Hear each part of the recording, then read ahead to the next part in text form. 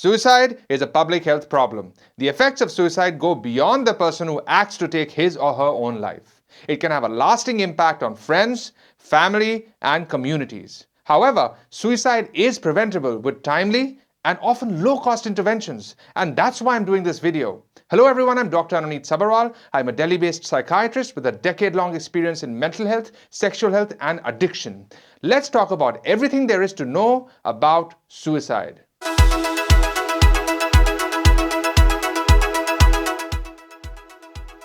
I'm sure you've heard of someone in your circle who's either attempted or committed suicide.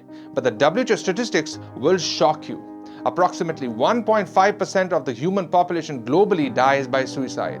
If you look at absolute numbers, that's almost 1 million cases each year. And this suicide rate has increased by 60% from the 1960s to the present.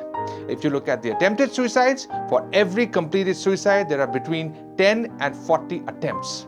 Males are twice as likely as females to commit suicide.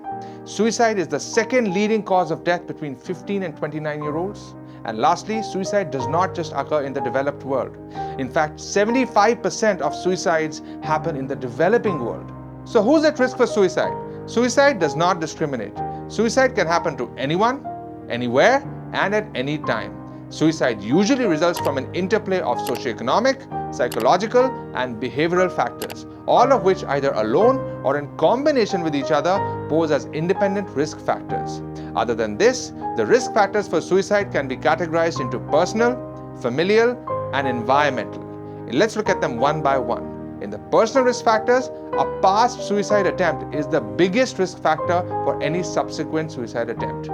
Other than this, psychiatric illnesses, drug use, alcohol use, childhood abuse, trauma or neglect, and also medical illnesses such as chronic pain will predispose a person to attempting suicide. In the familial factors, you can have a family history of suicide, a family history of alcohol or drug use disorder, a family history of psychiatric illness, and also physical and sexual violence within the family.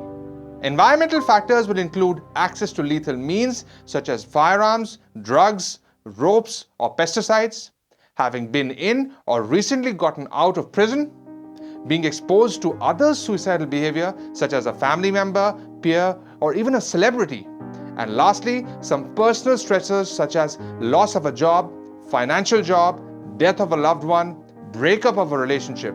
The next logical question is, what ticks in the brain for someone to attempt or commit suicide? Let's now look at the neurobiology of suicide.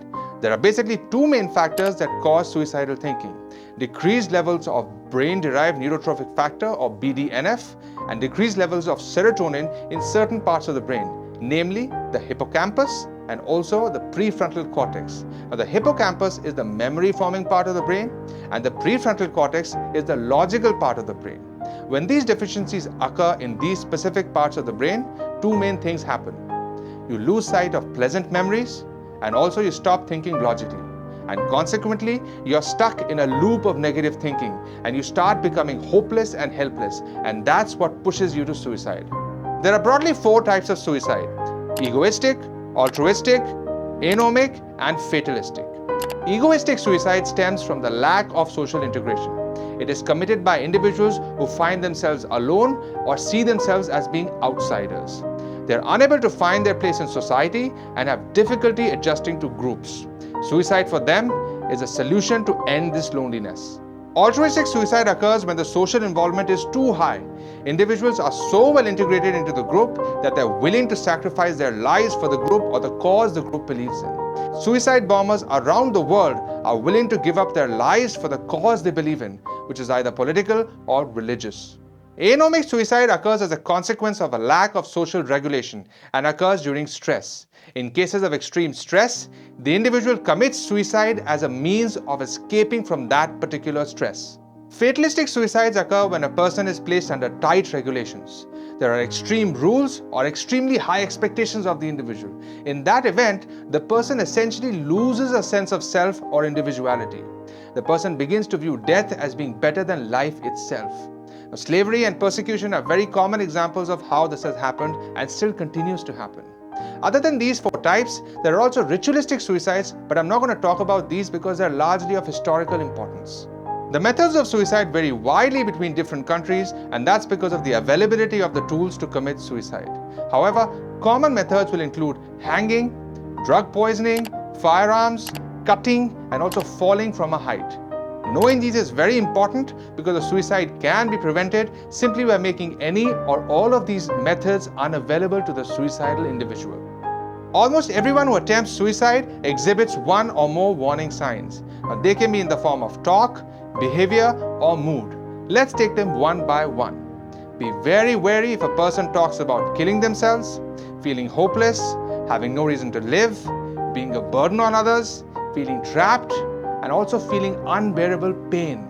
Behaviors that signal risk, especially when associated with a painful loss, event, or change, will include sleeping too much or too little, increased use of alcohol and drugs, searching for methods to attempt suicide, isolating from friends and family, withdrawing from activities, calling up people or visiting them to say goodbye, and most importantly, giving away prized possessions.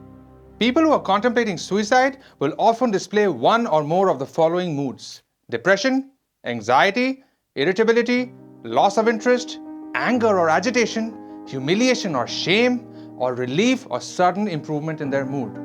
Did you know that 60% of suicidal people do not take help? If you or someone you know requires help and is suicidal, get it right away.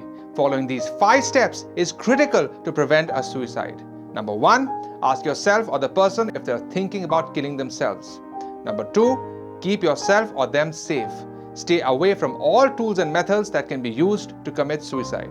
Number 3, be there for them. Talk to them about what they're thinking and how they're feeling.